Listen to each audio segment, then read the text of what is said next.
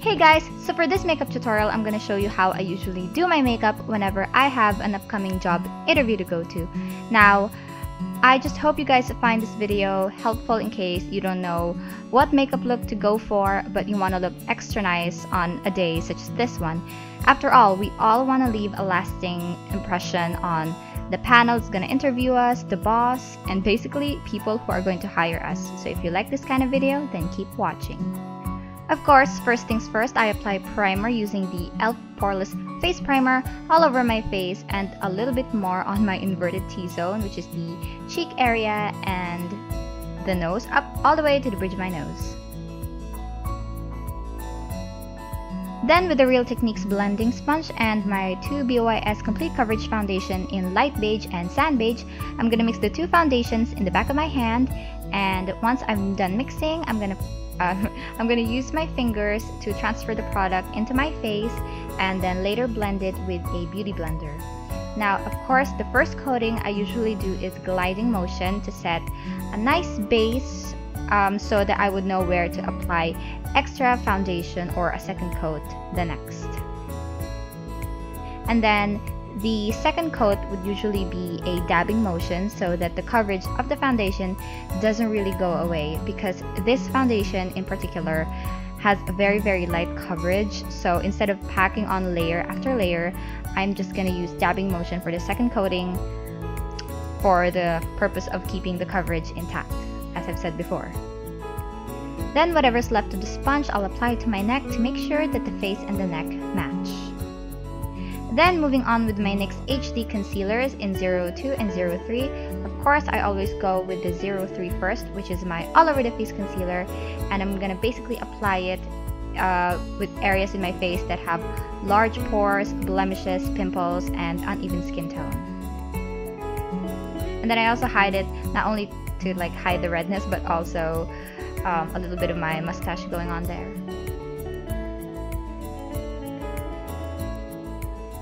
Moving on with my shade 02, I'm going to be applying that on my under eye area and bridge of the nose, cupid's bow, and chin area, because I do not only want it to hide my under eye circles and a couple of red spots there, but I also want it to be able to highlight, because I don't really go with the baking with powder and stuff.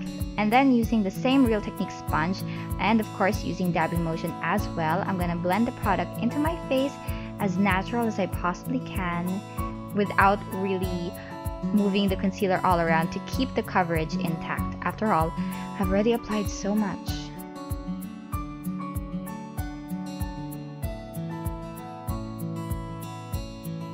Then using my Maybelline Clear Smooth Original Pressed Powder in Nude Beige, I already hit pan with that because I absolutely love this pressed powder despite it being a bit powdery. I'm just going to put it all over my face and extra on areas where I put concealer. But yeah, basically everywhere. And let's not forget to give some love to our neck area as well. Then using the Makeup Revolution Ultra Contour Palette, I'm going to be using the cool tone, like farthest to the left, and with my sculpting brush from e.l.f., I'm going to use this bronzer to not only bronze but also to contour, and I'm going to be applying that on the usual areas, which is on the cheekbone area, along the jawline, and on, well, how do I usually say this? I don't just apply it on the two corners of my forehead. I apply it on both corners and on the entire upper part of my forehead, because I have the forehead the size of an airport and I am making an effort to do whatever it takes to make it look smaller, at least with makeup.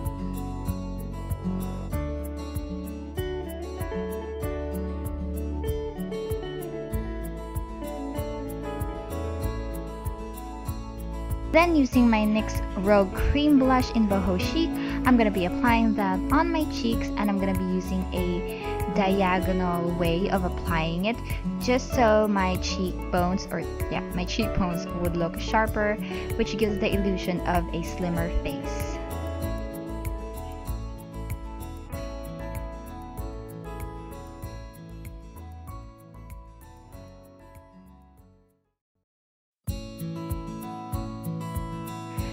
Then for the brows, I'm going to be using the Face Shop Designing Eyebrow Pencil in the shade Dark Brown, and that's what I'm going to be using to sculpt and fill in my brows.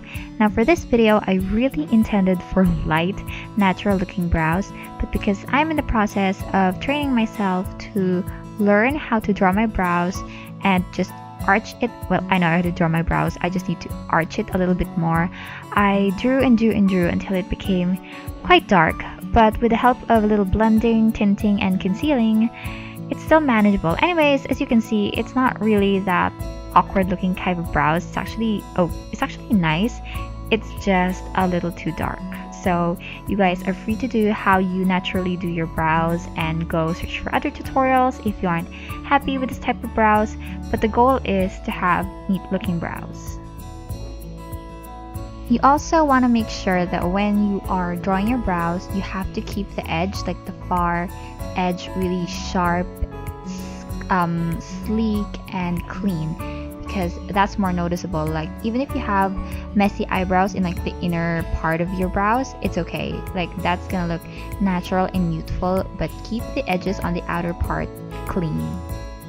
Then of course use the spoolie to blend it all away. And then I realized that the inner part of my eyebrows was just too artificial looking, so I grabbed my NYX HD Concealer in 03, put it in the inner part of my brows to give that fading brow effect, and then using the Maybelline Fashion Brow in Rusty Brown, I'm gonna tint my brows just to give an illusion of lighter brows. Moving on with the eye makeup, I'm gonna be using NYX Proof It Waterproof Eye Primer. This stuff, you guys, is amazing. I'm so happy I bought it. It's sort of a tinted eye primer, and the main purpose of locking in that eyeshadow, this primer does the job like so well. Then using the Maybelline Color Tattoo in Creme de Rose, I'm just going to be using an e.l.f. flat concealer brush, and I'm gonna be putting that on top of the eyelid primer, because again, the primer isn't like 100% like the tinted primer, like not as good as the Urban Decay, well, nowhere near it. So I decided I want a more nudish pink base. That's why I grabbed this cream shadow.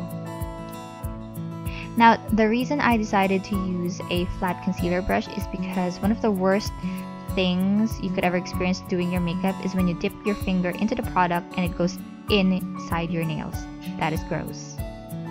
Then using Benefit's World Famous Neutrals Eye Palette Collection, I'm going to be using the pink one with the name Ianisa's Easiest Nudes Ever, and I'm going to be applying the a similar pink shadow that is matte as well, and it's called Pinky Swear, and that is going to be my all over the lid shade.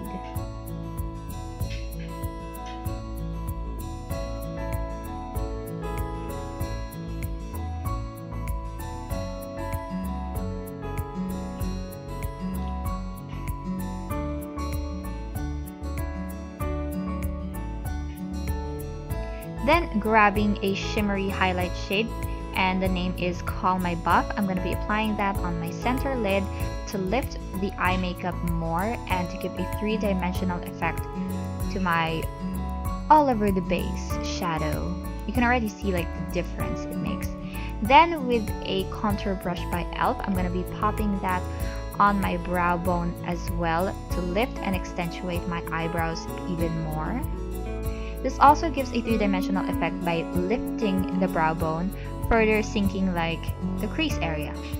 Then I'm going to be popping that on the upper part of my brow bone to again emphasize, of course, the eyebrows. And last but not the least, with that shadow, I'm going to be popping it on the inner corners of my eyes to give this look, you guys. Will just brighten up your eyes so much more, will make you look more awake than ever.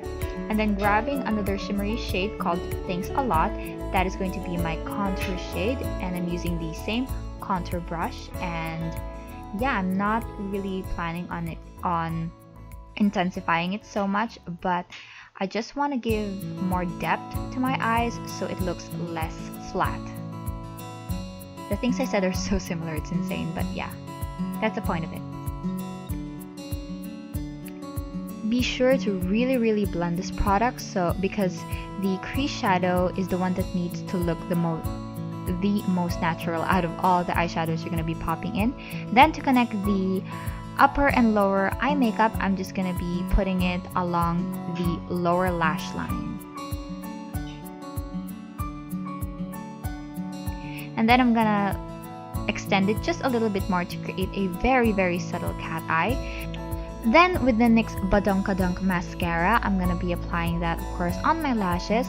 This is, I rate this a 40/100 because, well, yeah, this does the job of a mascara, but it doesn't really volumize, nor does it really lengthen, but it's good.